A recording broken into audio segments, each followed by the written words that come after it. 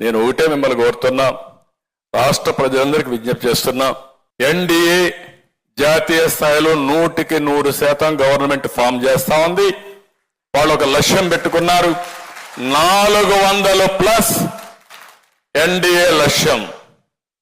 రాష్ట్రంలో ఎన్డీఏ 160+ రావాలి. ఎంపీల్లో 24+. నా బాధ్యత నేను చేస్తాను, ప్రజల్లోకి వెళ్తాను.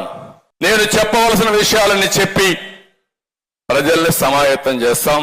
అదే సమయంలో మిమ్మల్ని కూడా కోరుతున్నాం, ఈ రోజు నుంచి మీ అందరికీ ఒక టైం టేబుల్ పెట్టుకున్నాం.